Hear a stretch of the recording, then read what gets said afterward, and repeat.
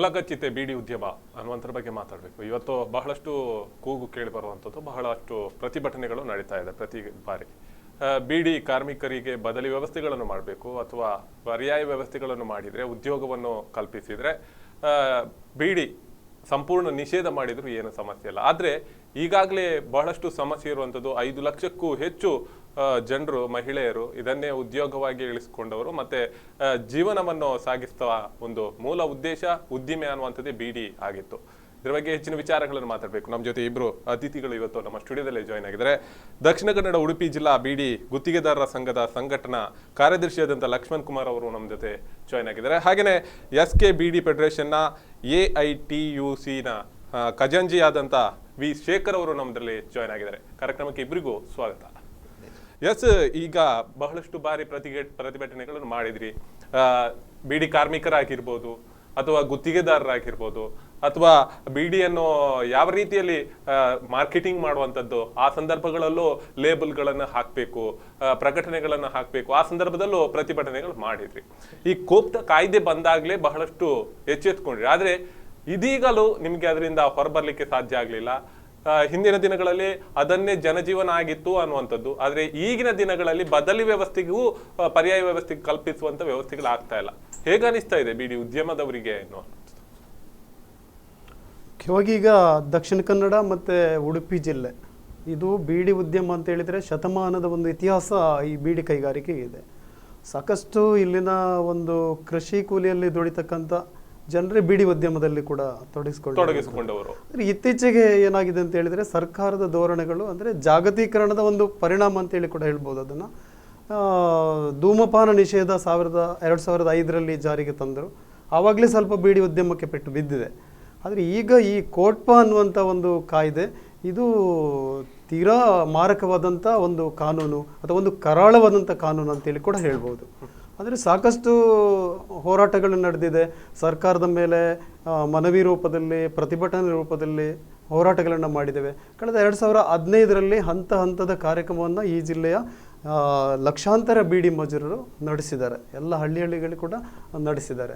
ಅದರ ಜೊತೆಯಲ್ಲಿ ಕಾಂಟ್ರಾಕ್ಟ್ದಾರರು, ಬೇರೆ ಬೇರೆ ಸಂಘಟನೆ ಎಲ್ಲ ಒಟ್ಟು ಸೇರಿ ಈಗ ಒಂದು ವೇದಿಕೆಯನ್ನು ರಚಿಸಿಕೊಂಡು ಕಳೆದ ಫೆಬ್ರವರಿ 9ರಂದು ಒಂದು ಇತಿಹಾಸದಲ್ಲಿ ದೊಡ್ಡ ಒಂದು ರ್ಯಾಲಿ ಅನ್ಬೋದು, ಅದನ್ನು ಮಂಗಳೂರು ಕೇಂದ್ರದಲ್ಲಿ ನಾವು ಮಾಡಿದ್ದೇವೆ. ಎಲ್ಲ ಜಿಲ್ಲೆಯ ಉಸ್ತುವಾರಿ ಮಂತ್ರಿ ಇರ್ಬೋದು ಅಥವಾ ಸಂಸದರಿರ್ಬೋದು, ಶಾಸಕರಿರ್ಬೋದು, ಎಲ್ಲರಿಗೂ ಕೂಡ ಮನವಿಯನ್ನು ಕೊಟ್ಟಾಗಿದೆ. ಅದೇ ರೀತಿ ಈಗ ನಮ್ಮ ಸಂಘಟನೆಯಲ್ಲಿ ಒಂದು ಭಾಗವಾಗಿರತಕ್ಕಂಥ BMS ಸಂಘಟನೆ ಅಂದರೆ ಕೇಂದ್ರದ ಸರ್ಕಾರದ ಒಂದು ಭಾಗ ಅದು. ಆ BMS ಸಂಘಟನೆಯವರು ಕೂಡ ಸರ್ಕಾರದ ಮೇಲೆ ಪ್ರಭಾವ ಬೀರಲಿಕ್ಕೆ ಆರೋಗ್ಯ ಸಚಿವರನ್ನು ಕಂಡಿದ್ದಾರೆ, ಅದರ ಜೊತೆಗೆ ಕಾರ್ಮಿಕ ಮಂತ್ರಿಯನ್ನು ಕಂಡಿದ್ದಾರೆ.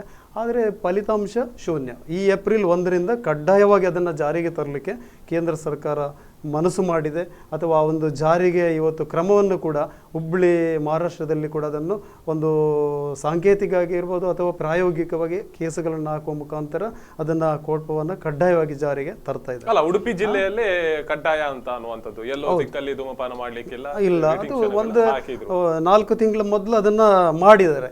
ಅಂದರೆ ಸಾಕಷ್ಟು ಅದು ಪ್ರಚಾರ. ಇಲ್ಲಿ ಒಬ್ಬರು ನೋಡಲ್ ಆಫೀಸರ್ನ ಉಡುಪಿಯಲ್ಲಿ ಜಾನ್ ಕೆನಡಿ ಅಂತ ಅವರು ಅದನ್ನು ಮಾಡುವ ರೂಪದಲ್ಲಿ ಎಲ್ಲ ಬೇರೆ ಬೇರೆ ಪೊಲೀಸ್ ಇಲಾಖೆ ಮೇಲೆ ಒತ್ತಡ ತಂದು ಅದನ್ನು ಮಾಡಿದ್ದಾರೆ. ಅದು ಸ್ವಲ್ಪ ಮಟ್ಟಿಗೆ ಇಲ್ಲಿನ ಒಂದು ಕಾರ್ಮಿಕರ ಮೇಲೆ ಕೂಡ ಒಂದು ಪ್ರಭಾವ ಬೀರಿದೆ. ಅಂದರೆ ಈಗ ಇಲ್ಲಿ ದುಡಿಯುವಂಥ ಕಾರ್ಮಿಕರಿಗೆ ನಿಜವಾಗಿ ಸಿಗುವಂಥ ಒಂದು ಕೂಲಿಯಲ್ಲಿ ಅವರು ಬದುಕುವುದೇ ಕಷ್ಟ. ಆದರೆ ಇವತ್ತು ಈ ಉದ್ಯಮವನ್ನೇ ನಾಶ ಮಾಡಿದರೆ ಅಥವಾ ಅದನ್ನು ಒಂದು ನಿರ್ನಾಮ ಮಾಡಿದರೆ ಅದಕ್ಕೆ ಪರ್ಯಾಯ ಉದ್ಯೋಗ ಸರ್ಕಾರ ಏನು ಒದಗಿಸ್ತಾ ಇದೆ ಅಥವಾ ಅವರಿಗೊಂದು ಪರಿಹಾರ ಏನು ಸಂತ್ರಸ್ತರಾದರೆ ಏನು ಕೊಡ್ತಾ ಇದ್ದಾರೆ ಅನ್ನುವಂಥದ್ದು. ಈಗ ನಾವು ಸಂಘಟನೆ ಮುಖಾಂತರ ಅವರ ಬೇಡಿಕೆಯನ್ನು ಕೂಡ ಇಟ್ಟಿದ್ದೇವೆ. ಅವರಿಗೆ ಒಂದು ಬದುಕಲಿಕ್ಕೆ ಪೆನ್ಷನನ್ನು ಕೊಡಿ ಅಥವಾ ಅವರ ಮಕ್ಕಳಿಗೆ ವಿದ್ಯಾಭ್ಯಾಸವನ್ನು ಮುಂದುವರಿಸಲಿಕ್ಕೆ ಈಗ ಕ್ಷೇಮ ನಿಧಿಯಿಂದ ವಿದ್ಯಾಭ್ಯಾಸ ಇದು ಸ್ಕಾಲರ್ಶಿಪ್ ಸಿಗ್ತಾ ಇದೆ. ಆ ಸ್ಕಾಲರ್ಶಿಪ್ಪಿಂದಲೇ ಇವತ್ತು ಬೀಡಿ ಕಾರ್ಮಿಕರ ಮಕ್ಕಳು ಇಂಜಿನಿಯರಿಂಗ್ ಕೂಡ ಓದಲಿಕ್ಕೆ ಸಾಧ್ಯ ಆಗಿದೆ. ಸ್ವಲ್ಪ ಮಟ್ಟಿಗೆ ಹಳ್ಳಿಯ ಒಂದು ಮಕ್ಕಳಿಗೆ ಇವತ್ತು ವಿದ್ಯಾಭ್ಯಾಸ ಸಿಕ್ಕಿದ್ರೆ ಬೀಡಿ ಕೈಗಾರಿಕೆಯಲ್ಲಿ ಬಂದಿರುವಂಥ ಬೋನಸ್ಸು, ಪ್ರಾವಿಡೆಂಟ್ ಫಂಡು ಅಥವಾ ಸ್ಕಾಲರ್ಶಿಪ್ನಂತ ಕೆಲವು ಅಸಂಘಟಿತ ವಲಯದ ಕಾರ್ಮಿಕ ಸಿಕ್ತಂಥ ಕಾನೂನಿನಿಂದ ಆ ಕಾನೂನೇ ಇವತ್ತು ಬೀಡಿ ಕೈಗಾರಿಕೆ ಇಲ್ಲದಿದ್ದರೆ ಈ ಕಾನೂನಲ್ಲಿ ಉಳಿತಾ ಇರ್ತದೆ. ಆ ಥರದ ಒಂದು ಪರಿಸ್ಥಿತಿಯಲ್ಲಿ ಇವತ್ತು ಈ ಜಿಲ್ಲೆಯ ಕಾರ್ಮಿಕರು ಇದು ಮಾಡ್ತಾ ಇದ್ದಾರೆ. ಆದರೆ ಈಗ ಏನು ಸರ್ಕಾರ ಹೇಳಿರುವಂಥದ್ದು 85% ಒಂದು ಸಚಿತ್ರವಾದಂಥ ಇದು ಲೇಬಲಿಂಗಲ್ಲಿ ಅದನ್ನು ಇದು ಕೊಡಬೇಕು ಅಥವಾ ಒಂದು ಏನು ಕ್ಯಾನ್ಸರ್ ಬರ್ತದೆ ಅದರಿಂದ, ಅಥವಾ ಪೂರ್ಣ ಬೀಡಿ ಎಳೆಯುವುದರಿಂದ ಅವನ ಆರೋಗ್ಯ ಕೆಡ್ತದೆ ಅನ್ನುವಂಥ ಆರೋಗ್ಯ ರಕ್ಷಣೆ ನೆಪದಲ್ಲಿ ಮಾಡುವಂಥದ್ದನ್ನು ನಾವು ಕೂಡ ಹೋಗ್ತೇವೆ. ಅದನ್ನು ನಾವು ಏನು ಮಾಡೋದು. ಆದರೆ ಅದನ್ನೇ ನಂಬಿಕೊಂಡು ದುಡಿಯುವಂಥ ಕಾರ್ಮಿಕರು, ಶತಮಾನದಿಂದ ಈ ಒಂದು ಕೈಗಾರಿಕೆಯನ್ನು ನಂಬಿದಂಥ ಆ ಕಾರ್ಮಿಕರಿಗೆ ಒಂದು ಪರ್ಯಾಯ ಉದ್ಯೋಗ ಅಥವಾ ಒಂದು ಪರ್ಯಾಯ ವ್ಯವಸ್ಥೆಯನ್ನು ಕಲ್ಪಿಸದೆ ಈ ಒಂದು ಕಾನೂನನ್ನು ಜಾರಿಗೆ ತರುವಂಥ ಅದೊಂದು ಅವೈಜ್ಞಾನಿಕವಾದಂಥ ನೀತಿ. ಈಗ ಸರಿ, ಬೀಡಿ ಉದ್ಯಮ ಒಂದು ಕಡೆಯಲ್ಲಿ ಆಯ್ತು, ತಂಬಾಕು ನಿಷೇಧ ಅನ್ನುವಂಥದ್ದು ಜಾರಿಗೆ ಆಯ್ತು, ಎಲ್ಲಾ ತಂಬಾಕು ಪ್ರಾಡಕ್ಟ್ಗಳು ಬ್ಯಾನ್ ಮಾಡಬೇಕಿತ್ತು. ಯಾಕೆ ಬೀಡಿ ಮಾತ್ರ ಟಾರ್ಗೆಟ್ ಮಾಡ್ತಾ ಇದ್ದಾರೆ? ಈಗ ಬೀಡಿ ಮಾತ್ರ ಅಲ್ಲ, ಸಿಗರೇಟ್ ಕೂಡ ಟಾರ್ಗೆಟ್ ಮಾಡಿದ್ದಾರೆ. ಸಿಗರೇಟ್ ಕಂಪನಿ ಕೂಡ ಬಂದ್ ಮಾಡಿದ್ದಾರೆ. ಸಿಗರೇಟ್ ಕಳೆದ 1 ತಾರೀಕಿನಿಂದ ಏಪ್ರಿಲ್ 1ರಿಂದ ಸಿಗರೇಟ್ ಕಂಪನಿಗಳು ಎಲ್ಲ ಕಡೆಗಳಲ್ಲಿ ಬಂದ್ ಮಾಡಿದ್ದಾರೆ. ಅದು ಡೆಲ್ಲಿಯಲ್ಲಿ ಒಂದು ಕಡೆ ಸಿಗರೇಟ್ ಕಂಪನಿಗೆ ರೈಡ್ ಮಾಡಿ ಅದನ್ನು ಯಾರೊಬ್ಬರನ್ನು ಅರೆಸ್ಟ್ ಕೂಡ ಮಾಡಿದ್ದಾರೆ. ಅದಲ್ಲದೆ ಬೀಡಿ ಎಳೆಯುವುದು ಕ್ಯಾನ್ಸರ್ ಬರುವುದಂತೇಳಿ ಇತಿಹಾಸದಲ್ಲಿ ಇಲ್ಲ. ಬೀಡಿ ಎಳೆದವರಿಗೆ ಕ್ಯಾನ್ಸರ್ ಬಂದದ್ದು ಇಲ್ಲ.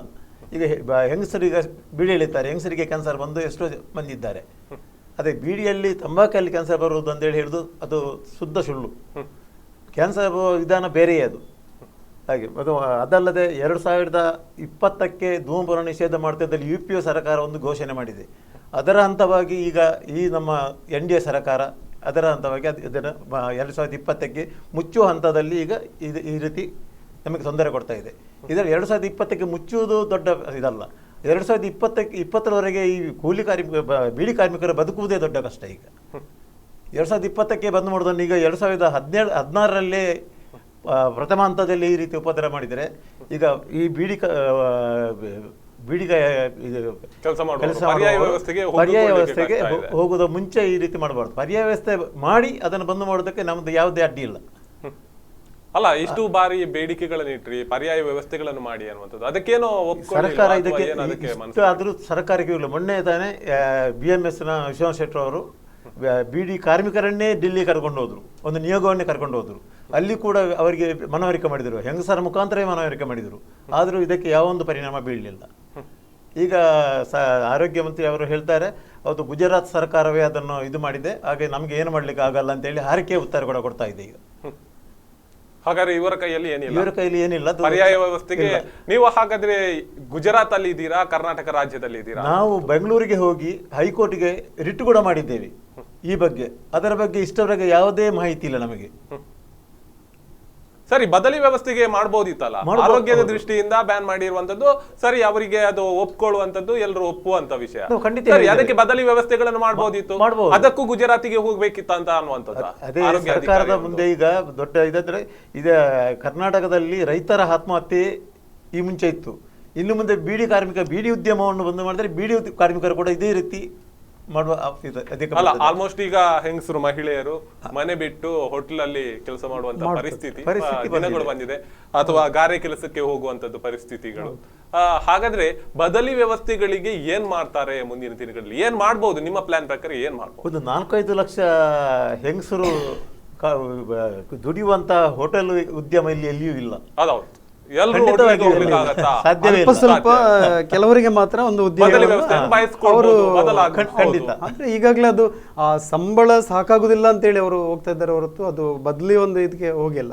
ಆದ್ರೆ ಎಷ್ಟೋ ಜನ ಈಗ ಮನೆಯಲ್ಲೇ ಈ ಗೃಹ ಕೈಗಾರಿಕೆ ಅಂತ, ಗುಡಿ ಕೈಗಾರಿಕೆ ಅಂತೇಳಿ ಬೀಡಿ ಕಾರ್ಮಿಕರಿಗೆ ಇರುವಂತ ಒಂದು ಕೈಗಾರಿಕೆ ಈ ದೇಶದಲ್ಲಿ ಕೃಷಿ ಕೂಲಿ ಬಿಟ್ಟರೆ ಬೇರೆ ಯಾವುದಿಲ್ಲ, ಇಷ್ಟು ದೊಡ್ಡ ಕೈಗಾರಿಕೆ. ಆದರೆ ಇಷ್ಟು ಜನರಿಗೆ ಕೂಡ ಒಂದು ಪ್ರತ್ಯೇಕ ಒಂದು ಉದ್ಯೋಗವನ್ನು ಕೊಡುವಂಥ ಸಾಧ್ಯತೆ, ಅದರ ಬಗ್ಗೆ ಏನೂ ಆಲೋಚನೆ ಮಾಡಿದೆ, ಒಂದು ಮುನ್ಸೂಚನೆ ಕೂಡ ಇಲ್ಲ.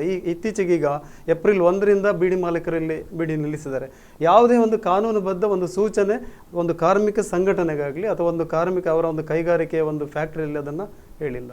ಅಂದರೆ ಅವರು ಸರ್ಕಾರದ ನೀತಿಯನ್ನು ಪ್ರತಿಭಟನೆ ಮಾಡ್ತಾ ಇದ್ದಾರೆ ಸರಿ, ಆದರೆ ಈಗ ಈ ಸಂದರ್ಭದಲ್ಲಿ ಆ ಬೀಡಿ ಕಾರ್ಮಿಕರು ಯಾವ ರೀತಿಯಲ್ಲಿ ಬದುಕಬೇಕು ಅನ್ನುವಂಥ ಒಂದು ಅದನ್ನು ಈಗ ನಾವು ಈ ಒಂದು ಹೋರಾಟದಲ್ಲಿ ಅದನ್ನು ಫಸ್ಟ್ ಆಫ್ ಆಲ್ ಅವರ ಹತ್ರ ನಾವು ಸಂಬಳ ಕೇಳ್ತಾ ಇದ್ದೇವೆ. ನಮಗೆ ಈಗ ಈ ಒಂದು ಏಪ್ರಿಲ್ 1ರಿಂದ ಕೆಲಸ ಇಲ್ಲ, ಅದರ ಸಂಬಳವನ್ನು ಇವತ್ತು ಮಾಲೀಕರು ಕೊಡಬೇಕು. ಆ ಕಾರ್ಮಿಕರು ಬದುಕುವಂಥ ಪರಿಸ್ಥಿತಿ ಏನು, ಅದನ್ನು ಇವತ್ತು ಸರ್ಕಾರ ಇದರಲ್ಲಿ ತುಂಬ ಪಾತ್ರ ವಹಿಸಬೇಕಿತ್ತು. ಅಂದ್ರೆ ಅಲ್ಲ, ಇಲ್ಲಿಯ ಆರೋಗ್ಯ ಸಚಿವರೇ ಹೇಳುವಂತದ್ದು ಗುಜರಾತ್ ಬ್ಯಾನ್ ಮಾಡಿದ್ದಾರೆ, ಗುಜರಾತ್ನವರು ಬ್ಯಾನ್ ಮಾಡಿದ್ದಾರೆ ಅನ್ನುವಂತ ರೀತಿಯಲ್ಲಿ ಹೇಳ್ತಾರೆ. ಹಾಗಾದ್ರೆ ಈಗ ನಾವು ಯಾವ ಆರೋಗ್ಯವನ್ನು ರಾಜ್ಯದಲ್ಲಿ ಇದ್ದೇವೆ? ರಕ್ಷಿಸುವುದಕ್ಕೆ ನಮ್ಮ ಬೆಂಬಲ. ಈಗ ಬೀಡಿ ಕೈಗಾರಿಕೆ ಆರೋಗ್ಯದ ದೃಷ್ಟಿಯಿಂದ ಅದು ಹಾಳಿರ್ಬೋದು ಅಥವಾ ಅದರಿಂದ ಏನೋ ತೊಂದರೆ ಇರ್ಬೋದು.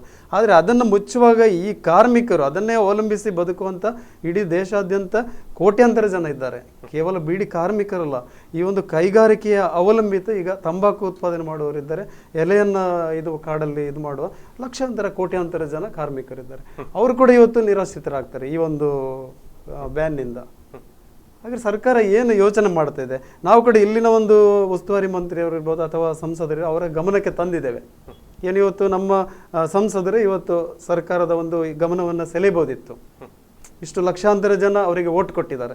ಸರಿ, ಎಲ್ಲೂ ದೂರ ಹೋಗ್ಬೇಕಂತಿಲ್ಲ. ನಮ್ಮ ಉಳ್ಳಾಲದ ಯುಟಿ ಖಾದರ್ ಅವರೇ ಆರೋಗ್ಯ ಸಚಿವರಾಗಿರುವಂತವ್ರು. ಎಲ್ಲೋ ಬೆಂಗಳೂರಲ್ಲಿ ಒಬ್ರು ಆದ ಮಿನಿಸ್ಟರ್ ಅನ್ನು ಇಲ್ಲಿ ಏನೋ ಆಯ್ಕೆ ಮಾಡಿಲ್ಲ ಆರೋಗ್ಯ ಸಚಿವರಾಗಿ. ಇವರಿಗೆ ದಕ್ಷಿಣ ಕನ್ನಡ ಕರಾವಳಿ ಭಾಗದಲ್ಲಿ ಎಷ್ಟು ಬೀಡಿ ಅವಲಂಬಿಸಿ ಬದುಕ್ತಾ ಇದ್ದಾರೆ ಅನ್ನೋ ಇವರಿಗೆ ಬಹಳಷ್ಟು ಹತ್ತಿರದಿಂದ ನೋಡಿದವರು, ಏನ್ ದೂರದಲ್ಲಿ ನೋಡಿದವರಲ್ಲ, ಹತ್ತಿರದಲ್ಲಿ ನೋಡಿದವರು. ಕರಾವಳಿ ಭಾಗದಲ್ಲಿ ಬಹಳಷ್ಟು ಬೀಡಿ ಉದ್ಯಮವನ್ನೇ ಆರಿಸಿಕೊಂಡು ಬದುಕ್ತಾ ಇದ್ರು. ಆದ್ರೆ ಪರ್ಯಾಯ ವ್ಯವಸ್ಥೆಗೆ ಯಾಕೆ ಕೈ ಚೆಲ್ತಾ ಇದ್ದಾರೆ? ಇದರಲ್ಲೂ ರಾಜಕೀಯನ ಹಾಗಾದ್ರೆ? ಅದರಲ್ಲೂ ಒಂದು 85% ಹಾಕೋದು ಇವರಿಗೆ ದೊಡ್ಡ ಕಷ್ಟ ಅಲ್ಲ. ಅದರಲ್ಲಿ ಉತ್ಪಾದನೆ ಮಾಡುವುದು ಮತ್ತು ಅವಧಿ ಮೀರಿ ಮಾರಬಾರ್ದು ಅಂತೇಳಿ ಅದು ಕೂಡ ಉಂಟು. ಮ್ಯಾನುಫ್ಯಾಕ್ಚರಿಂಗ್ ಮತ್ತು ಎಕ್ಸ್ಪೈರಿ ಡೇಟ್ ಅದು ಇವರಿಗೆ ದೊಡ್ಡ ಅಂಶ. ಮಾಲೀಕರು ಈಗ ಅದನ್ನ ದೊಡ್ಡ ರೀತಿಯಲ್ಲಿ ಅದನ್ನ ಯೋಚನೆ ಮಾಡ್ತಾವರು ಈ ಕೈಗಾರಿಕೆ ಮುಂದುವರಿಸಲಿಕ್ಕೆ ಸಾಧ್ಯ ಇಲ್ಲ. ಅಂದ್ರೆ ಸಾಕಷ್ಟು ದಿನ ಅದನ್ನ ಸ್ಟಾಕ್ ಮಾಡಿ ಎಲ್ಲ ಬೀಡಿ ಮಾರಾಟ ಮಾಡುವ ಬೇಡಿಕೆ ಬಂದ ಮೇಲೆ ಮಾರ್ಕೆಟ್ಗೆ ಹಾಕೋದು ಇದೆಲ್ಲ ಈ ರೀತಿ ಎಲ್ಲ ಉಂಟು. ಈ ಅಂಶವನ್ನ ಸ್ವಲ್ಪ ಸಡಿಲ್ ಮಾಡಿದ್ರೆ 85% ಲೇಬಲ್ ಅಲ್ಲಿ ಮುದ್ರಿಸಿ ತಯಾರು ಮಾಡ್ಲಿಕ್ಕೂ ಮಾಲೀಕರು ತಯಾರಿದ್ದಾರೆ. ಸರಿ, ನಿಮ್ ಜೊತೆ ಮಾತಾಡ್ತೇನೆ. ಅದಕ್ಕಿಂತ ಮೊದಲು ಪುಟ್ಟ ವಿರಾಮದ ಬಳಿಕ ಮತ್ತೆ ಕಾರ್ಯಕ್ರಮ ಮುಂದುವರಿಯುತ್ತೆ.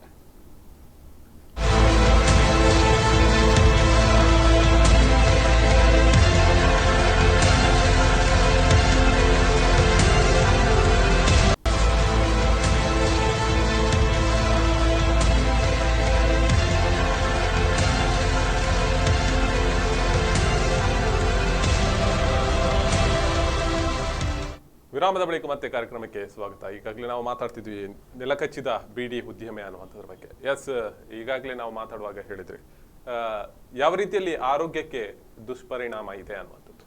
ಕೋಬ್ಡಾ ಕಾಯ್ದೆ ಅನ್ನುವಂಥದ್ದು ನಿಮಗೆ ಮಾರಕ ಆಯಿತು ಅನ್ನುವಂಥದ್ದು. ಹಾಗಾದ್ರೆ ಉದ್ದಿಮೆ ಅನ್ನುವಂಥದ್ದು ಈ ತಂಬಾಕು ಉತ್ಪನ್ನ ಅನ್ನುವಂಥದ್ದು ಬ್ಯಾನ್ ಮಾಡಬಾರ್ದಿತ್ತ ಅನ್ನುವಂಥದ್ದು? ತಂಬಾಕು ಉದ್ಯಮ ಬಂದ್ ಮಾಡೋದು ಮುಖ್ಯವಲ್ಲ. ಸರ್ಕಾರಕ್ಕೆ ಕಾರ್ಮಿಕರ ವಿರುದ್ಧ ಅದರ ಪ್ರಾವಿಡೆಂಟ್ ಫಂಡ್ನ ಬಗ್ಗೆ ಒಂದು ಪಾಲು ಅವರಿಗೆ ಬೇಕು. ಆದರೆ ಕಾರ್ಮಿಕರಿಗೆ ಕೊಡುವಾಗ ಈಗ ಅದಕ್ಕೊಂದು ಕೂಡ ಕಾನೂನು ತಂದಿದ್ದಾರೆ. 58 ವರ್ಷದ ನಂತರ ಅದಕ್ಕೆ ಕೊಡುವುದಂತೇಳಿ. 58ರ ನಂತರ ಮುಂಚೆ 50 ವರ್ಷದ ನಂತರ ರಿಸೈನ್ ಮಾಡಿದವರಿಗೆ ಒಂದು ಬಿಡಿ ಕಟ್ಟುವಳ ಮಗಳಿಗೆ ಮದುವೆಯ ಯಾವುದೊಂದು ಕಾರ್ಯಕ್ರಮ ಇದ್ದರೆ ಅದನ್ನು ರಿಸೈನ್ ಮಾಡಿ ಅದರ ಬಂದ ಹಣದಿಂದ ಏನಾದರೂ ಮಾಡ್ತಿದ್ರು. ಈಗ ಅದಕ್ಕೂ ಕೂಡ ಒಂದು ಕಾನೂನು ತಂದಿದ್ದಾರೆ, 58ರ ನಂತರ ಕೊಡುವುದಂತೇಳಿ. ಇದು ಕೂಡ ದೊಡ್ಡ ಪ್ರಾವಿಡೆಂಟ್ ಭವಿಷ್ಯ ನಿಧಿಯವರದ್ದು ದೊಡ್ಡ ಒಂದು ಕಾನೂನಾಗಿದೆ ಈಗ. ಇದರಿಂದ ಕೂಡ ಬೀಡಿ ಕಾರ್ಮಿಕರಿಗೆ ದೊಡ್ಡ ಒಂದು ಹೊಡೆತ ಬಿದ್ದಿದೆ.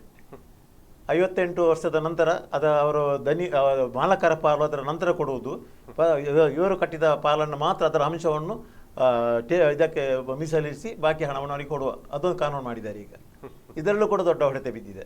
ಇದರಿಂದ ಹೊಡೆತ ಬಿದ್ದಿದೆ. ಹೌದು, ದೊಡ್ಡ ಹೊಡೆತ ಬಿದ್ದಿದೆ. ಸರಿ, ಈಗಾಗಲೇ ಆರೋಗ್ಯ ಸಚಿವರ ಹೇಳಿಕೆಗಳನ್ನು ಹೇಳಿದ್ರಿ. ಆರೋಗ್ಯ ಸಚಿವರನ್ನು ಭೇಟಿ ಮಾಡ್ಲಿಕ್ಕೆ ಅಥವಾ ಕರೆ ಮೂಲಕ ಮಾಡುವಂತ ವ್ಯವಸ್ಥೆಗಳನ್ನು ಮಾಡ್ತೇವೆ. ಆದ್ರೆ ಆರೋಗ್ಯ ಸಚಿವರು ಇದಕ್ಕೆ ಯಾವ ರೀತಿಯ ನಿರ್ಧಾರಗಳನ್ನು ನೀಡಿದ್ದಾರೆ ನಿಜವಾಗಿ?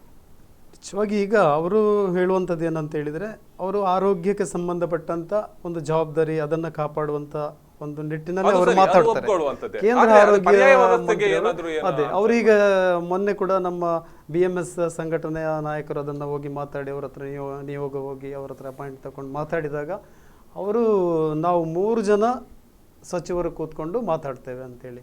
ಆದರೆ ಅದನ್ನು ಸ್ವಲ್ಪ ಮುಂಚಿತವಾಗಿ ಅದನ್ನು ಮಾಡಬೇಕಿತ್ತು.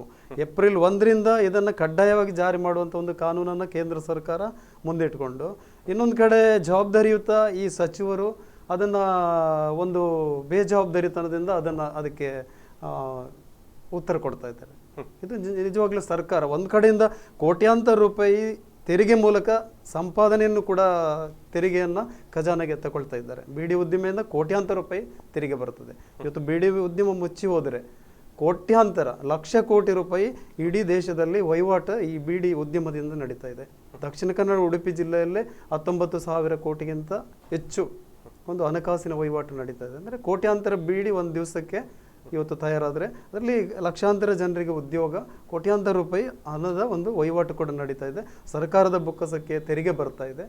ಅದೇ ರೀತಿ ಇವತ್ತು ಕ್ಷೇಮ ನಿಧಿ ಅವರು ಹೇಳಿದ ಹಾಗೆಯೇ ಭವಿಷ್ಯ ನಿಧಿ ಇರ್ಬೋದು, ಅಥವಾ ಇವತ್ತು ವೆಲ್ಫೇರ್ ಫಂಡ್ ಕೇಂದ್ರ ಕಾರ್ಮಿಕ ಕ್ಷೇಮ ನಿಧಿಯಿಂದ ಬೀಡಿ ಕಾರ್ಮಿಕರ ಮಕ್ಕಳಿಗೆ ಸ್ಕಾಲರ್ಶಿಪ್ ಕೊಡ್ತಾ ಇದ್ದಾರೆ, ಆರೋಗ್ಯದ ಕೆಲವು ಇದನ್ನು ಕೊಡ್ತಾ ಇದ್ದಾರೆ. ಅದೆಲ್ಲವೂ ಕೂಡ ಇವತ್ತು ನಾಶ ಆಗ್ತದೆ. ಅಂದರೆ ಇವತ್ತು ಸೆಸ್ ಮೂಲಕ ಅದನ್ನು ಸಂಗ್ರಹ ಮಾಡ್ತಾರೆ. ಒಂದು ಒಂದು ಕಾರ್ಮಿಕ 1,000 ಬೀಡಿ ಕಟ್ಟಿದರೆ 5 ರೂಪಾಯಿ 6 ರೂಪಾಯಿ ವೆಲ್ಫೇರ್ ಸೆಸ್ ತಗೊಳ್ತಾ ಇದ್ದಾರೆ. ಅದು ಇವತ್ತು ಕೋಟ್ಯಾಂತರ ರೂಪಾಯಿ ಜಮೆ ಉಂಟು. ಅದೇ ರೀತಿ ಇವರು ಹೇಳಿದಾಗೇ ಈಗ ಬೇರೆ ಬೇರೆ ಕಾನೂನಿಗೆ ತಿದ್ದುಪಡಿ ತರುವ ಮೂಲಕ ಸರ್ಕಾರದ ಬೊಕ್ಕಸಕ್ಕೆ ಈ ಒಂದು ಕಾರ್ಮಿಕರ ಠೇವಣಿಯನ್ನು ಜಾಸ್ತಿ ಮಾಡಿ ಅದನ್ನು ಅಲ್ಲಿ ಹೆಚ್ಚು ಬಂಡವಾಳವನ್ನು ಉಳಿದಿಟ್ಟುಕೊಳ್ಳಿಕ್ಕೆ ಕಾನೂನನ್ನು ತಿದ್ದುಪಡಿ ಮಾಡ್ತಾ ಇದ್ದಾರೆ. ಅಂದರೆ ಅದನ್ನು ಇವತ್ತು ಬೇರೆ ಬೇರೆ ಷೇರು ಮಾರುಕಟ್ಟೆಗೆ ತೊಡಗಿಸುವಂಥ ನಿರ್ಧಾರವನ್ನು ಮಾಡ್ತಾ ಇದ್ದಾರೆ. ಅದು ಕಾರ್ಮಿಕ ಸಂಘಟನೆ, ಕಾರ್ಮಿಕರ ವಿರೋಧ ಬಂದಾಗ ಅದಲ್ಲೇ ತಡೆ ಆಗ್ತಾ ಬಂದಿದೆ. ಈಗ ಎಷ್ಟು ಹಣವನ್ನು ಇವತ್ತು ಷೇರು ಮಾರುಕಟ್ಟೆಯಲ್ಲಿ ಭವಿಷ್ಯ ನಿಧಿ ಹಣವನ್ನು, ಮತ್ತು ಇವತ್ತು ಅನ್ಕ್ಲೈಮ್ಡ್ ದುಡ್ಡು ಕೋಟ್ಯಾಂತರ ರೂಪಾಯಿ ಇದೆ, ಪೇಪರಲ್ಲಿ ಬರ್ತಾ ಇದೆ. ಅದನ್ನು ಬೇರೆ ಬೇರೆ ಯೋಜನೆಗಳಿಗೆ ಅದನ್ನು ನಾವು ಮುಂದಿನ ಇದರಲ್ಲಿ ತೊಡಗಿಸ್ಲಿಕ್ಕೆ ಇದು ಮಾಡ್ತೇವೆ ಅಂತೇಳಿ ಈ ಸಂದರ್ಭದಲ್ಲಿ ಇಂಥ ಒಂದು ಕೈಗಾರಿಕೆ ಇವತ್ತು ನಾಶ ಆಗ್ತದೆ. ನಾವು ಹೇಳೋದು ಅದೇ, ಇದಕ್ಕೆ ಬದಲಿ ವ್ಯವಸ್ಥೆಗೆ ಯೂಸ್ ಮಾಡಬಹುದು, ಒಂದಷ್ಟು ಪೆನ್ಷನ್ ನಿಗದಿ ಮಾಡಬಹುದು, ಅವರು ಬದುಕಲಿಕ್ಕೆ ಒಂದು ದಾರಿ ಅದನ್ನು ತೋರಿಸಬಹುದು ಈ ಹಣದಿಂದ ಅನ್ನುವಂಥ ಸೂಚನೆಯನ್ನು ಕೂಡ ನಾವೀಗ ಕೊಡ್ಲಿಕ್ಕೆ ಅದನ್ನು ತಯಾರು ಮಾಡಬೇಕಾಗ್ತದೆ. ಅಲ್ಲ, ಲಕ್ಷಾಂತರ ಮಂದಿ ಬೀಡಿ ಉದ್ಯಮವನ್ನೇ ನಂಬಿಕೊಂಡಿದ್ದಾರೆ ಅಂತ ಹೇಳಿದ್ರಿ. ಪ್ರತಿಭಟನೆಗಳು ಪ್ರತಿ ಬಾರಿ ಆಯಿತು, ಜನಸಂಖ್ಯೆ ಬಹಳಷ್ಟು ಕಡಿಮೆ ಇತ್ತು ಅನ್ನುವಂಥದ್ದು ಆ ಸಂದರ್ಭಗಳಲ್ಲಿ ಹೇಳಿಕೆಗಳು.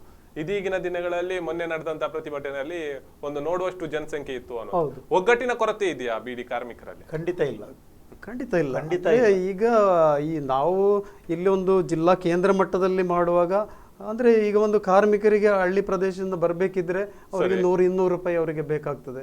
ಆ ಸಂದರ್ಭದಲ್ಲಿ ಎಲ್ಲೆಲ್ಲಿ ಒಂದು ನಮ್ಮ ಸಂಘಟನೆಯ ಇದು ಜಾಸ್ತಿ ಇರ್ತದೆ, ಕೇಂದ್ರ ಜಾಗಕ್ಕೆ ಸಂಬಂಧಪಟ್ಟ ಆ ಪ್ರದೇಶದಿಂದ ಬಂದಂಥ ಕಾರ್ಮಿಕರು ಇವತ್ತು ಒಂದು ಈ ಇಡೀ ಜಿಲ್ಲೆಯಲ್ಲಿ ಈ ಬೀಡಿ ಉದ್ಯಮ ಮುಚ್ಚಿ ಹೋಗ್ತದೆ ಅನ್ನುವಂಥ ಒಂದು ಪರಿಸ್ಥಿತಿ ಬಂದರೆ ಈ ಸರ್ಕಾರಕ್ಕೆ ಆಗಲಿ ಅಥವಾ ಯಾವ ಒಂದು ಪೊಲೀಸ್ ವ್ಯವಸ್ಥೆಗೆ ಅದನ್ನು ತಡೆಯಲಿಕ್ಕೆ ಖಂಡಿತ ಸಾಧ್ಯ ಇಲ್ಲ. ಯಾಕಂತ ಹೇಳಿದರೆ ಅಷ್ಟು ಲಕ್ಷಾಂತರ ಜನ ಇವತ್ತು ಈ ಒಂದು ಬೀಡಿಯ ಉದ್ಯೋಗದ ಬರಗಾಲ ಬಂದರೆ ಖಂಡಿತವಾಗಿಯೂ ಬೀದಿಗಿಳಿತಾರೆ. ಅದನ್ನು ತಡಿಲಿಕ್ಕೆ ಸರ್ಕಾರಕ್ಕೆ ಖಂಡಿತ ಸಾಧ್ಯ ಇಲ್ಲ. ಏನಾದರೂ ಒಂದು ಈ ಕಾಯ್ದೆಯನ್ನು ತಿದ್ದುಪಡಿ ಮಾಡುವ ಮೂಲಕ ಅಥವಾ ಅದನ್ನು ಕೈ ಬಿಡುವ ಮೂಲಕ ಈ ಬೀಡಿ ಉದ್ದಿಮೆಯನ್ನು ಉಳಿಸುವಂತ ಒಂದು ತೀರ್ಮಾನ ಸರ್ಕಾರ ಮಾಡಲೇಬೇಕಾಗ್ತದೆ. ಅಲ್ಲ, ಒಂದು ಕಡೆಯಲ್ಲಿ ಆರೋಗ್ಯದ ದೃಷ್ಟಿಯಲ್ಲಿ ಬಹಳಷ್ಟು ಕೋಟ್ಯಾಂತರ ರೂಪಾಯಿಯನ್ನು ಖರ್ಚು ಮಾಡ್ತಾ ಇದೆ ಸರ್ಕಾರ. ಇದು ಹೊರೆಯಾಗ್ತಾ ಇದೆ ಸರ್ಕಾರಕ್ಕೆ. ಅದಕ್ಕೋಸ್ಕರ ಬೀಡಿ ಉದ್ಯಮೆಯನ್ನು ಕೈ ಬಿಡುವಂತ ಕೆಲಸಕ್ಕೆ ಮುಂದಾಯಿತು. ಎಷ್ಟು ಲಾಭ ಇದೆ, ಅದಕ್ಕಿಂತ ಹೆಚ್ಚು ನಷ್ಟ ಇದೆ ಅನ್ನುವಂಥದ್ದು ಹೇಳ್ತಾ ಇರುವಂಥದ್ದು. ಇದಕ್ಕೆ ಏನು ಹೇಳ್ತೀರಾ? ಹಾಗಾದ್ರೆ ಬೀಡಿ ಕೈಗಾರಿಕೆಯಿಂದ ಸರ್ಕಾರಕ್ಕೆ ಲಾಭವಲ್ಲದೆ ನಷ್ಟ ಇಲ್ಲ, ಖಂಡಿತವಾಗಿಯೂ ಇಲ್ಲ. ಎಷ್ಟು ಆರೋಗ್ಯದ ಬಗ್ಗೆ ಹಣ ಖರ್ಚು ಮಾಡಿದರೂ ಇದರಲ್ಲಿ ಬೀಡಿಯ ಮುಖ್ಯ ಪಾತ್ರ. ಎಷ್ಟು ಇದು ಮಾಡಿದರು, ಬೀಡಿಯ ವೆಲ್ಫೇರ್ಗೆ, ಭವಿಷ್ಯ ನಿಧಿಗೆ, ಅದರ ಪ್ರತಿಯೊಂದಕ್ಕೂ ಬೀಡಿಯಿಂದ ಅವರಿಗೆ ತೆರಿಗೆ ವಸೂಲು ಮಾಡ್ತಾರೆ. ಪ್ರತಿಯೊಂದು ಇದಕ್ಕೂ ಸರ್ಕಾರಕ್ಕೆ ಇದರಿಂದ ಯಾವುದೂ ನಷ್ಟವಿಲ್ಲ. ಹಾಗಾದ್ರೆ ತಾವು ಹೇಳ್ತಾ ಇರುವಂತದ್ದು ಜನರಿಗೆ ಇದರಿಂದ ಆರೋಗ್ಯದ ದೃಷ್ಟಿಯಲ್ಲಿ ನಷ್ಟ ಆಗ್ತಾ ಇದೆ, ಖಂಡಿತ ಇಲ್ಲ, ಇದು ಆಗ್ತಾ ಇಲ್ಲ ಅನ್ನುವಂಥದ್ದು ಹೇಳ್ತಾರೆ. ಅಲ್ಲ, ವೈಜ್ಞಾನಿಕವಾಗಿ ಪ್ರೂವ್ ಆಗಿದಲ್ಲ ಬೀಡಿಯಿಂದ ಬಹಳಷ್ಟು ಕ್ಯಾನ್ಸರ್ಗಳು ಬರ್ತವೆ ಅನ್ನುವಂಥದ್ದು. ಈಗ ಹಳ್ಳಿ ಪ್ರತಿಯೊಂದು ತಾಲೂಕು ಮಟ್ಟದಲ್ಲೂ ಕೂಡ ಅವರ ಆಸ್ಪತ್ರೆ ESI ಆಸ್ಪತ್ರೆ ಅಂತೇಳಿ ಉಂಟು.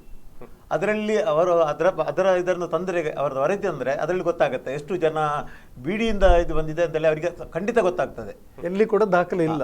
ವೈದ್ಯಕೀಯ ವರದಿ ಪ್ರಕಾರ ಬೀಡಿ ಎಳೆಯುವುದರಿಂದ ಅವನಿಗೆ ಕ್ಯಾನ್ಸರ್ ಬಂದು ಸತ್ತು ಹೋದಂತ ಒಂದೇ ಒಂದು ವರದಿ ದಾಖಲಾಗಿಲ್ಲ ಆರೋಗ್ಯ ಇಲಾಖೆಯಲ್ಲಿ ಎಲ್ಲಿ ಸಿಗ್ಲಿಕ್ಕಿಲ್ಲ. ಯಾಕಂತ ಹೇಳಿದ್ರೆ ಈಗ ಬೀಡಿ ಎಳೆಯುವಾಗ ಹೆಚ್ಚಾಗಿ ಈ ಒಂದು ಧೂಮಪಾನ ಸಾರ್ವಜನಿಕ ಜಾಗದಲ್ಲಿ ಅದನ್ನು ನಿಷೇಧ ಮಾಡ್ಲಿಕ್ಕೆ ಕಾರಣ ಏನಂತ ಹೇಳಿದ್ರೆ ಬೀಡಿ ಎಳೆಯುವುದರಿಂದ ಅದರ ಹೊಗೆಯಿಂದ ಇನ್ನೊಬ್ಬನಿಗೆ ಎಫೆಕ್ಟ್ ಆಗುತ್ತೆ ಅನ್ನುವಂಥ ಒಂದು ಕಾರಣದಿಂದ ಧೂಮಪಾನ ನಿಷೇಧ ಕಾಯ್ದೆ ಜಾರಿಗೆ. ಆದರೆ ಈಗ ಅಂಥ ಒಂದು ಉದ್ದೇಶದಿಂದ ಅದನ್ನು ಮಾಡೋದಿದ್ರು ಈ ಕೋಟ್ಪಾ ಕಾಯ್ದೆಯಲ್ಲಿ ಅವರು ಮಾಡಿರುವಂಥದ್ದು ಏನಂತ ಹೇಳಿದರೆ ಅದು ಕ್ಯಾನ್ಸರಿಂದಲೇ ಬೀಡಿ ಎಳೆಯುವವರು ಕ್ಯಾನ್ಸರಿಂದಲೇ ಸತ್ತು ಹೋಗ್ತಾರೆ ಅನ್ನುವಂಥದ್ದು. ಆದರೆ ಎಲ್ಲಿ ಕೂಡ ಅಂಥ ನಿದರ್ಶನ ಇಲ್ಲ. ಶತಮಾನದಿಂದ ಕೂಡ ಬೀಡಿ ಕಟ್ಟಿ ಬೀಡಿ ಎಳೆದು ಬದುಕಿದಂಥ ಕಾರ್ಮಿಕ ಈಗಲಿದ್ದಾನೆ, ಅವನಿಗೆ ಕ್ಯಾನ್ಸರ್ ಕೂಡ ಇಲ್ಲ, TB ಇಲ್ಲ. ಯಾವ್ದು ಬಂದಿಲ್ಲ. ಯಾವುದು ಬಂದಿಲ್ಲ. ಅಲ್ಲ, ನೀವು ಮೊದಲಿಗೆ ಕೋಪ್ಟಾ ಕಾಯ್ದೆಯನ್ನು ಬಂದಾಗ ಆ ಸಂದರ್ಭದಲ್ಲಿ ಸಿಗರೇಟ್ ನ ಮೇಲೆ ಏನೋ ಆಕ್ಷನ್ ತಗೊಳ್ಳಿ, ಅದರಲ್ಲಿ ನಿಕೋಟಿನ್ ಜಾಸ್ತಿ ಇದೆ ಅಂತೇಳಿ ಸರ್ಕಾರನೇ ಅದಕ್ಕೆ ಫಿಲ್ಟರ್ ಎಲ್ಲ ಬಳಸ್ತಾರೆ, ಅದರಿಂದ ಯಾವುದೇ ಸಮಸ್ಯೆ ಇಲ್ಲ. ಬೀಡಿಗೆ ನೇರವಾಗಿ ಅದನ್ನು ಎಳೆಯುವಂತ ಪ್ರಕ್ರಿಯೆ, ಅದರಿಂದ ನೇರವಾಗಿ ಆರೋಗ್ಯದ ಮೇಲೆ ಇದಾಗ್ತದೆ, ಹೆಚ್ಚಿನ ಎಫೆಕ್ಟ್ ಬೀಳ್ತದೆ ಅನ್ನೋದು. ಹಾಗಾದ್ರೆ ಇದು ಯಾವುದೇ ಎಫೆಕ್ಟ್ ಬೀಳುದಿಲ್ಲ? ಖಂಡಿತ ಬೀಳುದಿಲ್ಲ, ಖಂಡಿತ ಬೀಳುದಿಲ್ಲ. ಯಾಕೆ ಇದೊಂದು ನಾವು ಹೇಳುದು ಈಗ ವಿಶ್ವ ಒಂದು ಜಗತ್ತಿನ ಆರೋಗ್ಯ ಸಂಘಟನೆ, ಏನು ವಿಶ್ವ ಆರೋಗ್ಯ ಸಂಘಟನೆ ಇದೆ, ಅದರ ಒಂದು ಪಿತೂರಿ ಅಂತೇಳಿ ಕೂಡ ಇದನ್ನ ನಾವು ಇದು ಮಾಡಬಹುದು. ಯಾಕಂತ ಹೇಳಿದ್ರೆ ಇಡೀ ಜಗತ್ತಿನಲ್ಲಿ ತಂಬಾಕನ್ನು ನಿಷೇಧ ಮಾಡುವಂತ ಇಡೀ ಜಗತ್ತಿನಲ್ಲಿ ಒಂದು ಜಾಗತಿಕದ ಪರಿಣಾಮದ ಇದರಲ್ಲಿ ಇದೊಂದು ಅಂಶ, ಆರೋಗ್ಯ ರಕ್ಷಣೆ ನೆಪದಲ್ಲಿ ಇಂಥ ಒಂದು ಇದನ್ನ ಹೊಗೆ ಅಥವಾ ಹೊಗೆ ಸೊಪ್ಪು, ತಂಬಾಕು ಇದನ್ನು ನಿಷೇಧ ಮಾಡುವಂತ ಒಂದು ಇದನ್ನ ಬಿಲ್ ಅನ್ನು ಅವರು ತರಲಿಕ್ಕೆ ಮಾಡಿದ್ದಾರೆ. ಅದನ್ನ ಈಗ 2020ಕ್ಕೆ ಸಹಿ ಹಾಕಿದ್ದಾರೆ. ಇನ್ನು ಕೂಡ 5 ವರ್ಷ ಇದೆ. ಆದ್ರೆ ಈಗ ಈ ಕೋಟ್ಪಾ ಕಾಯ್ದೆ ಈಗ ಏಪ್ರಿಲ್ 1ರಿಂದ ಜಾರಿ ಬರೋದ್ರಿಂದ 85% ಲೇಬಲ್, ಅದರಲ್ಲಿ ಮ್ಯಾನುಫ್ಯಾಕ್ಚರಿಂಗ್ ಡೇಟ್ ಹಾಕಬೇಕು, ಎಕ್ಸ್ಪೈರಿ ಡೇಟ್ ಹಾಕಬೇಕು. ಇದನ್ನು ಮಾಲೀಕರು ಈಗ ವಿರೋಧ ಮಾಡ್ತಾ ಇದ್ದಾರೆ.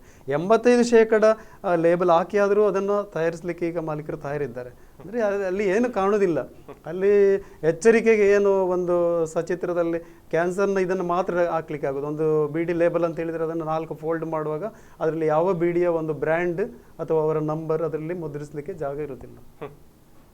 ಇದೇ ಸಮಸ್ಯೆ ಖಾಲಿ. ಈ ಸಮಸ್ಯೆಗೋಸ್ಕರ ವಿರೋಧ ವ್ಯಕ್ತಪಡಿಸಿರುವಂತದ್ದು. ಅಲ್ಲ, ಲಾಬಿ ನಡೆಸ್ತಾ ಇದ್ದಾರೆ. ಯಾವ ಸರ್ಕಾರಗಳು ಇದರಿಂದ ಲಾಬಿ ನಡೆಸಲಿಕ್ಕೆ ಸಾಧ್ಯನಾ? ಹಾಗಾದ್ರೆ ಅದು ಇರಬಹುದು ಅಂತೇಳಿ ನಮ್ಮ ಇದು. ಯಾಕಂತ ಹೇಳಿದ್ರೆ ಈಗ ಇಷ್ಟೊಂದು ಲಕ್ಷಾಂತರ ಜನರ ಬದುಕು ಇದರಲ್ಲಿ ಇದಾಗ್ತದೆ ಅಂತೇಳಿ ನಾವು ಸರ್ಕಾರದ ಮನವಿ ಅಥವಾ ಒಂದು ಮನವರಿಕೆ ಮಾಡಿದ್ರು ಕೂಡ, ಇಷ್ಟು ಹೋರಾಟ ನಡೆದಿದ್ರು ಕೂಡ ಸರ್ಕಾರ ಅದಕ್ಕೆ ಒಂದು ಸರಿಯಾದ ರೀತಿಯಲ್ಲಿ ಸ್ಪಂದನೆ ನೀಡದಿರುವುದರಿಂದ ಅದನ್ನು ನಾವು ಈಗ ಅಂತ ಒಂದು ಭಾವನೆಯನ್ನು ವ್ಯಕ್ತಪಡಿಸಬಹುದು. ಹಾಗಾದ್ರೆ ನಿಮ್ಮ ಪ್ರತಿಭಟನೆಗಳು ಯಾಕೆ ಮುಟ್ಲಿಲ್ಲ?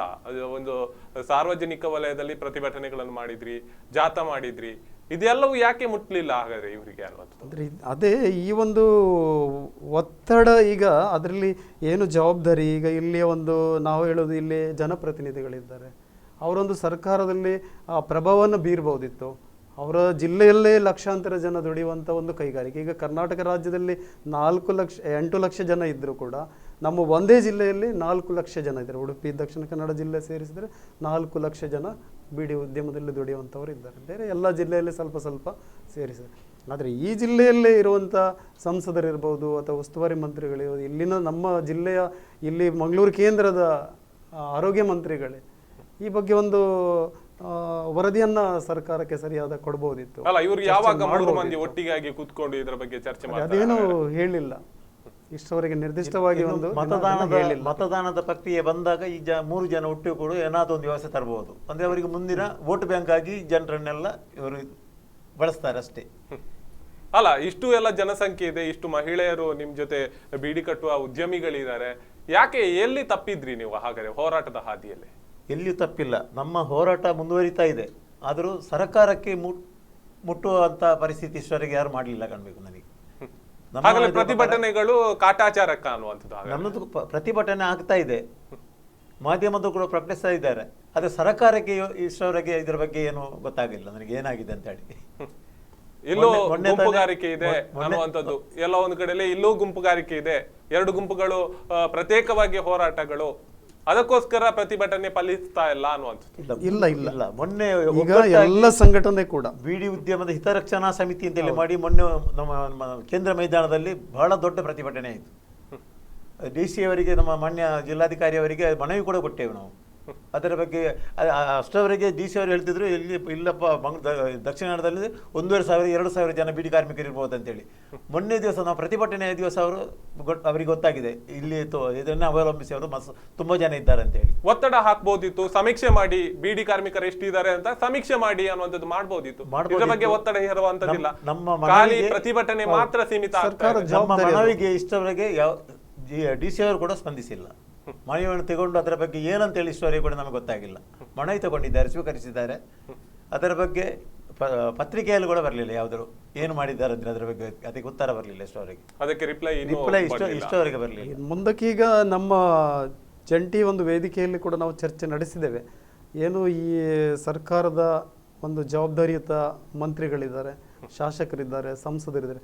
ಇನ್ನು ಅವರ ಮನೆ ಮುಂದೆನೆ ನಾವು ಬೀಡಿ ಕಾರ್ಮಿಕರನ್ನ ಕೂಡಿಸ್ಕೊಂಡು ಪಿಕೆಟಿಂಗ್, ಧರಣಿ ಅದನ್ನ ನಿರಂತರವಾಗಿ ಒಂದು ಈ ಕೈಗಾರಿಕೆಯನ್ನ ಇಲ್ಲಿ ಉಳಿಸಿಕೊಡ್ಬೇಕು ಅಥವಾ ಒಂದು ಪರ್ಯಾಯ ವ್ಯವಸ್ಥೆಯನ್ನ ಕಲ್ಪಿಸಬೇಕು ಈ ಸರ್ಕಾರ ಅಥವಾ ಜನಪ್ರತಿನಿಧಿಗಳು. ಆ ಮಟ್ಟಕ್ಕೆ ಈ ಒಂದು ಹೋರಾಟವನ್ನ ಮುಂದುವರಿಸಲಿಕ್ಕೆ ಒಂದು ತೀರ್ಮಾನವನ್ನು ಕೂಡ ಕೈಗೊಂಡಿದ್ದೀರಿ. ಎಸ್, ನಿಮ್ ಜೊತೆ ಮಾತಾಡ್ತೀನಿ. ಎಸ್ ವೀಕ್ಷಕರೇ, ಈಗಾಗಲೇ ಬಹಳಷ್ಟು ವಿಚಾರಗಳನ್ನು ಮಾತಾಡಿದ್ರು. ಬಿಡಿ ಉದ್ದಿಮೆ ಅನ್ನುವಂಥದ್ದು ನೆಲಕಾಚಿತ ಇದೆ. ಬದಲಿ ವ್ಯವಸ್ಥೆಗೆ, ಪರ್ಯಾಯ ವ್ಯವಸ್ಥೆಗೆ ಒಂದು ಏನಾದರೂ ದಾರಿ ಹುಡುಕ್ಬೇಕು ಅನ್ನುವಂಥದ್ದು ಮತ್ತಷ್ಟು ವಿಚಾರಗಳ ಹಂಚಿಕೊಳ್ತೀನಿ. ಪುಟ್ಟ ವಿರಾಮ.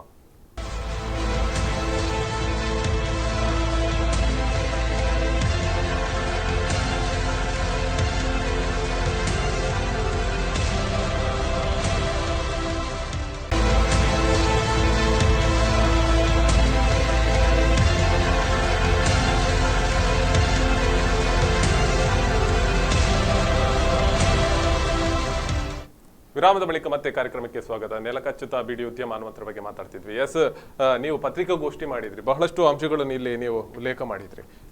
ಮನವಿ ಮಾಡುವಂಥದ್ದು, ಧರಣಿ ಮಾಡುವಂಥದ್ದು, ಶಾಸಕರ ಮುಂದೆ ಮನೆ ಮುಂದೆ ಧರಣಿ ಮಾಡುವಂಥದ್ದು, ಹಾಗೇನೆ ಕರಾವಳಿ ಬಂದ್ಗೆ ಕರೆ ಕೊಡ್ತೀವಿ ಬೇಕಾದಲ್ಲಿ ಅನ್ನುವಂಥದ್ದು.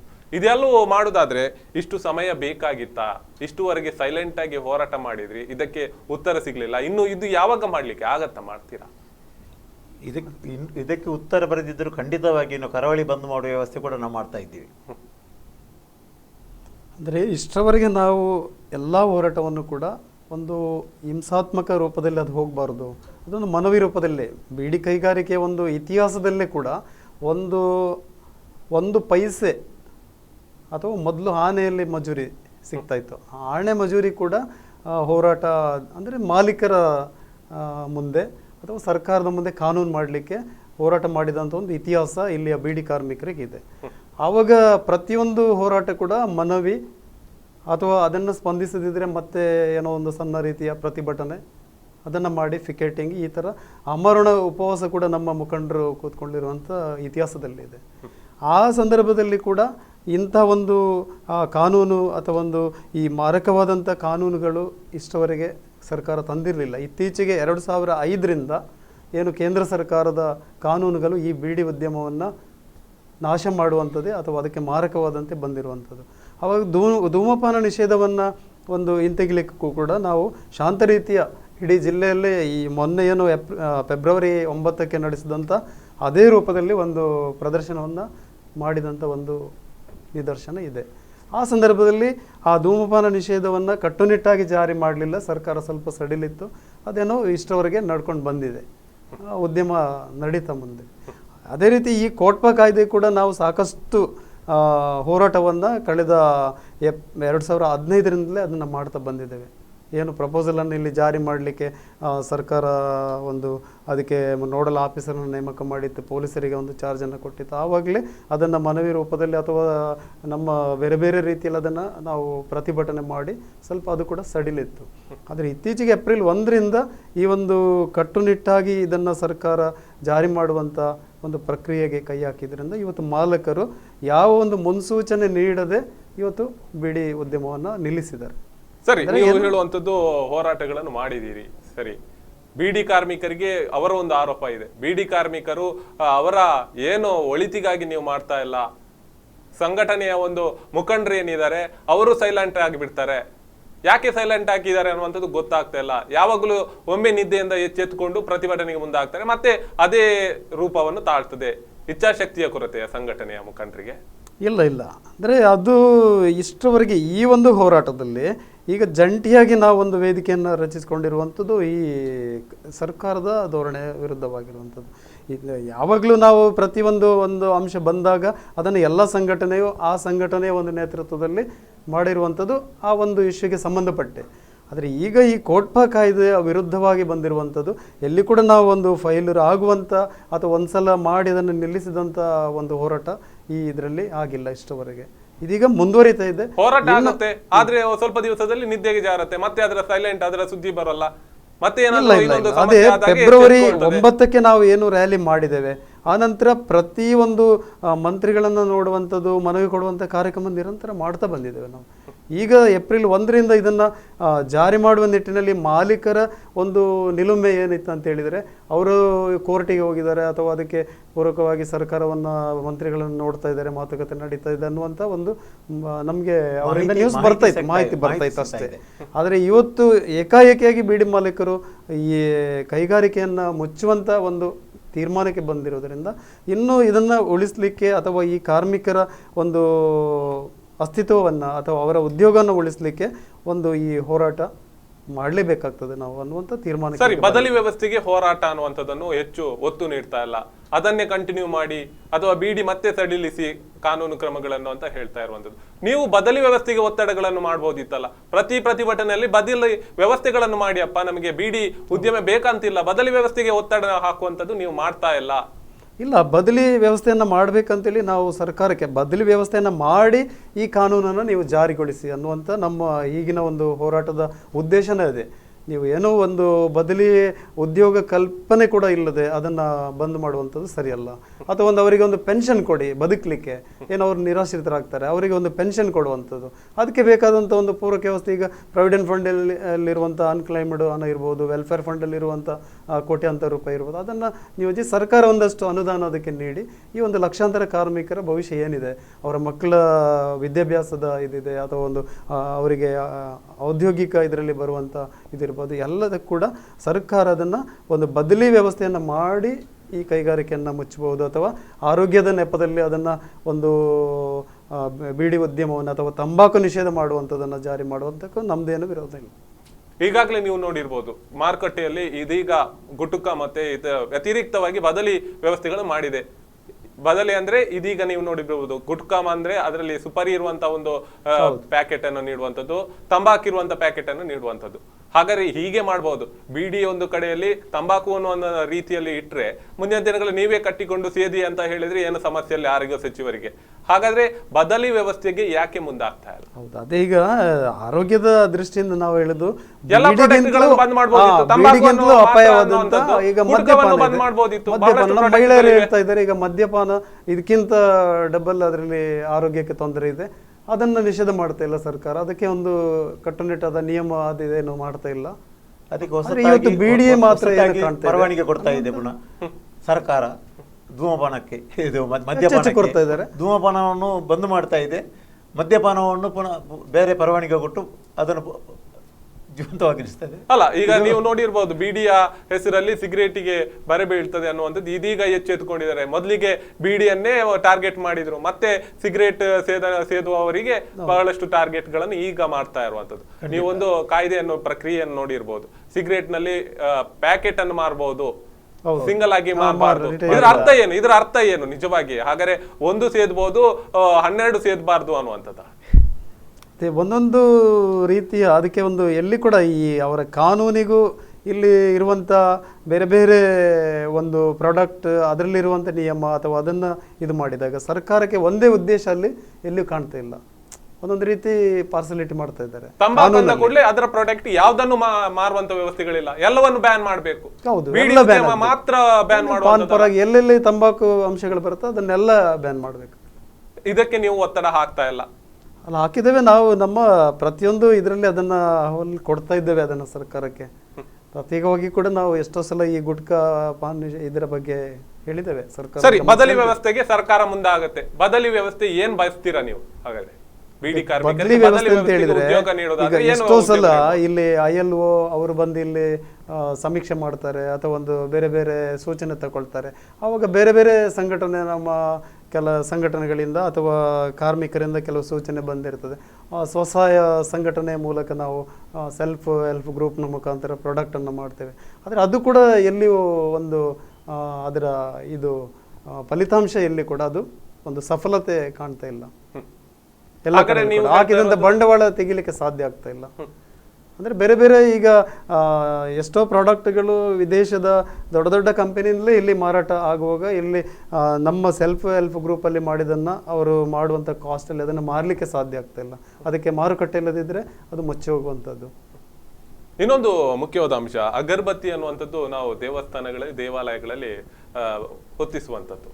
ಇದರಲ್ಲೂ ಈ ಒಂದು ಅಂಶ ಇದೆ. ಆರೋಗ್ಯಕ್ಕೆ ಹಾನಿ ತರುವಂತ ಅಂಶ ಇದೆ ಅನ್ನುವಂಥದ್ದು ಹೇಳ್ತದೆ. ಇದು ಎಲ್ಲಿ ಕಾಣ್ತಾ ಇಲ್ಲ. ಅಗರಬತ್ತಿಯನ್ನು ನಿಷೇಧ ಮಾಡಬಹುದಿತ್ತು ಅಂತ ಒಂದು ವಾದ ಇದೆ. ಇದನ್ನ ನೀವು ನೋಡಿರ್ಬೋದು, ಅಂತರ್ಜಾಲದಲ್ಲಿ ಬಹಳಷ್ಟು ಇದ್ರ ಬಗ್ಗೆ ವಾದ ಆಗ್ತಾ ಇದೆ. ಪತ್ರಿಕಾ ಮಾಧ್ಯಮದಲ್ಲೇ ಇದರ ಬಗ್ಗೆ ಹೇಳಿಕೆಯನ್ನು ನೀಡಿದ್ರು.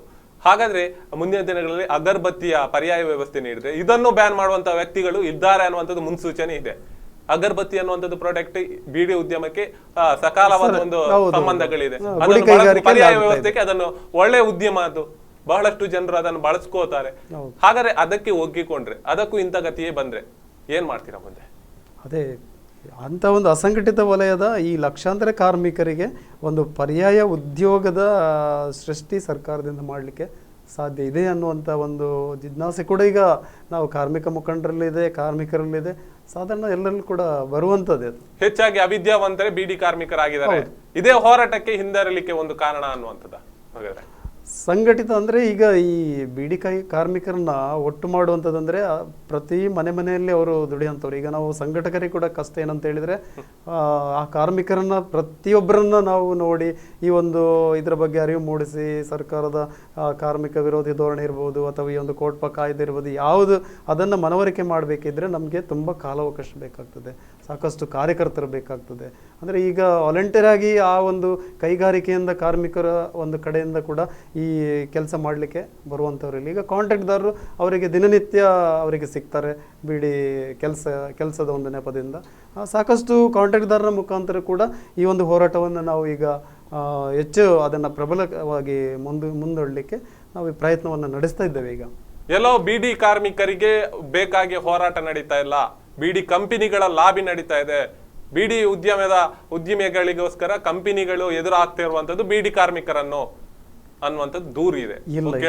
ಅಂದ್ರೆ ಈಗ ಈ ಸಂದರ್ಭದಲ್ಲಿ ನಿಜವಾಗಿಯೂ ಈ ಒಂದು ಕಾಯ್ದೆಯನ್ನ ಮಾಲೀಕರು ಇದನ್ನ ಒಂದು ತಕೊಂಡು ತುಂಬಾ ದೀರ್ಘವಾದಂತ ಹೋರಾಟ ಅಥವಾ ಪ್ರಬಲವಾದ ಹೋರಾಟನ ಅವ್ರು ಮಾಡಬೇಕಿತ್ತು. ಈಗ ತಾನೇ ಬೀಡಿ ಮಾಲೀಕರು ಡೆಲ್ಲಿಯಲ್ಲಿ ಬೀಡಿ ಬಿಟ್ಟಿದ್ದಾರೆ. ಹೌದು, ಮೊನ್ನೆಯಿಂದ ಒಂದು ಪ್ರಯತ್ನ ಮಾಡ್ತಾರೆ.